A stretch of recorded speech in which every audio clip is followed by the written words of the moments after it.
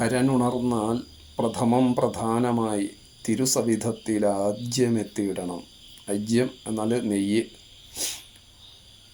ഇന്ന് ഇടവമാസത്തിലെ ചോതിനാളിൽ അക്കരെ കൊട്ടിയൂരിൽ ചോതിവിളക്ക് തെളിഞ്ഞു.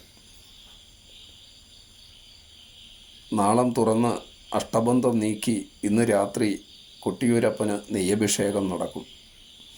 ആ ഭഗവാൻ 11 മാസത്തെ വിജനത വിട്ട് ഇന്ന് ഉണർവിലേക്ക് പ്രവേശിക്കുമ്പോൾ ആദ്യം തന്നെ നെയ്യഭിഷേകമാണ് നടക്കേണ്ടത്. ആ നെയ്യഭിഷേകം മലബാറിൻ്റെ വിവിധ ഭാഗങ്ങളിൽ നിന്നുള്ള പശു പരിപാലനം നിർവഹിച്ചു വരുന്ന നമ്പ്യാർ കുറുപ്പ് സമുദായങ്ങളിൽപ്പെട്ട ഭക്തന്മാരാണ് എഴുന്നള്ളിച്ചെത്തിക്കുന്നത്. വില്ലിപ്പാലൻ വലിയ കുറുപ്പിൻ്റെയും തമ്മേങ്ങാടൻ നമ്പ്യാരുടെയും കലശപാത്രങ്ങളിൽ എഴുന്നള്ളിച്ചെത്തിക്കുന്ന നെയ്യ് അഭിഷേകം ചെയ്യുന്നതോടുകൂടിയാണ് ഉത്സവം അതിൻ്റെ നിറവിലേക്ക് പ്രവേശിക്കുക.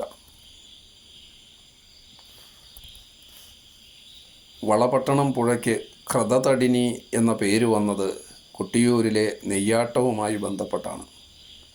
കൊട്ടിയൂരപ്പന് അഭിഷേകം ചെയ്യുന്ന നെയ്യ് ആ ഓവിലൂടെ ഒഴുകി തിരുവഞ്ചിറയിൽ പ്രദക്ഷിണം ചെയ്ത് വാവലിപ്പുഴയിലെത്തുന്നു.